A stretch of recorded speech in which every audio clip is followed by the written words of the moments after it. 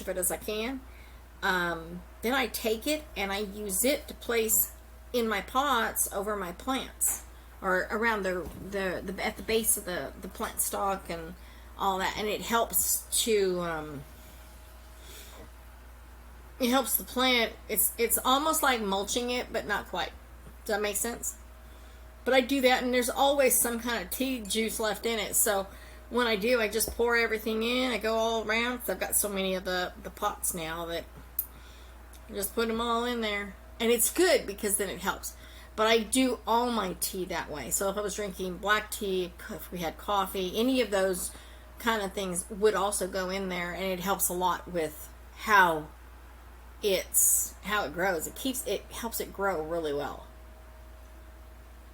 There's a gentleman I know who goes to Starbucks, and he's a Vietnam veteran, and he and I have talked many times. He gets their coffee grounds on a regular basis.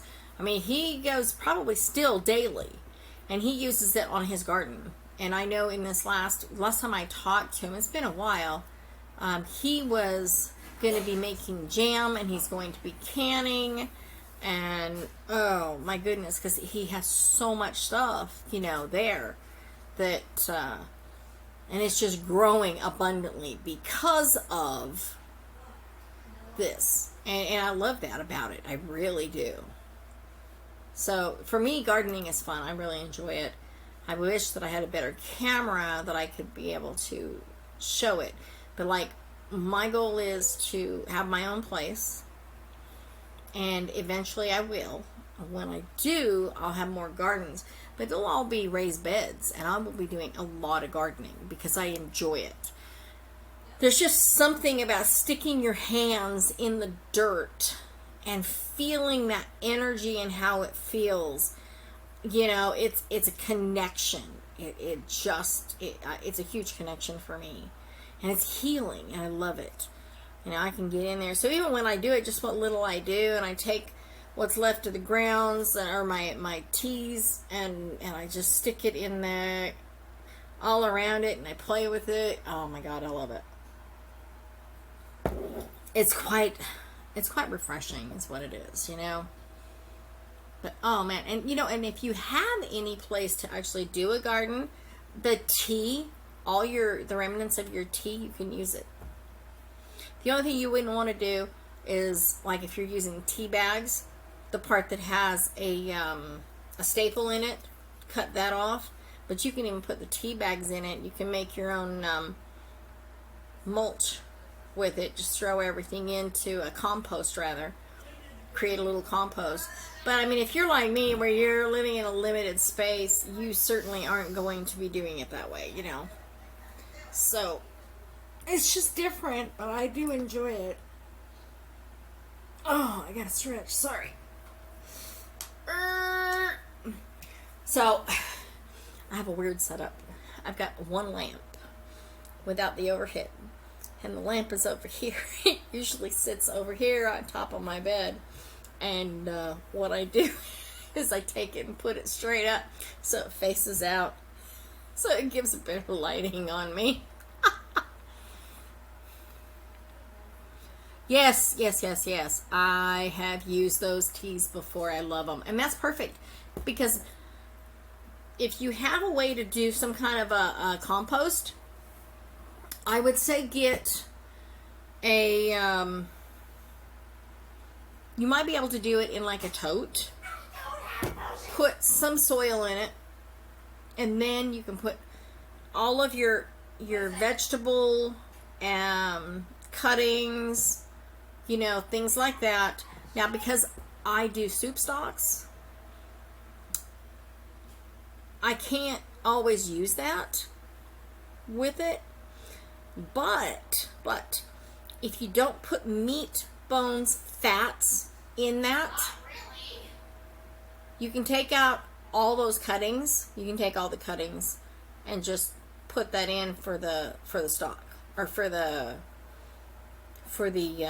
compost. But you can do a little compost bin in a tote, I would think. I mean, I've never done it because I'm not carrying it down the stairs. But as much tea as I have 3 totes.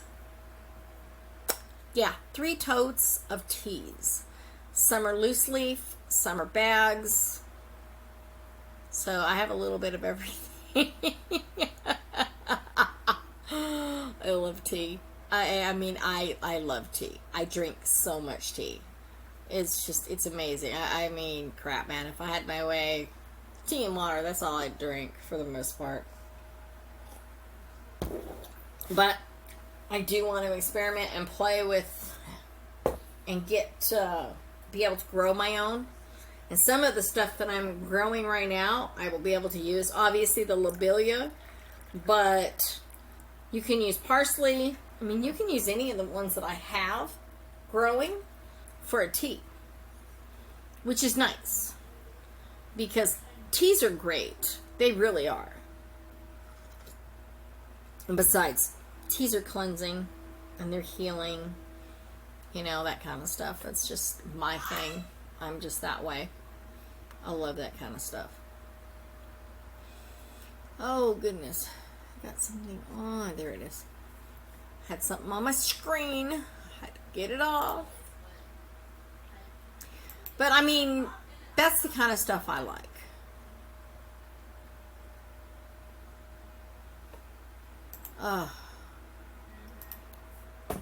The strings aren't bad. It's the staples that are. I hate staples in my tea bags.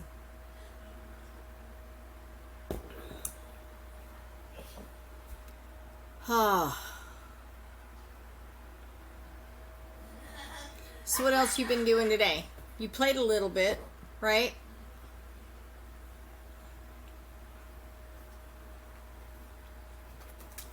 I'm gonna snack. So, because I can't eat some of the stuff that is out there, I went and bought me these. They're cauliflower crackers. So, there shouldn't be any flour in them. I really didn't check, did I? Oh, it's a cauliflower flour. Oh, they do have a whole grain rice flour. Wow, they do have flour in them. Awesomeness. I should have looked at it before I bought it. Oh, well. Oh, well. It's okay. Oh, you're going to go stream later? Be up later? Yeah.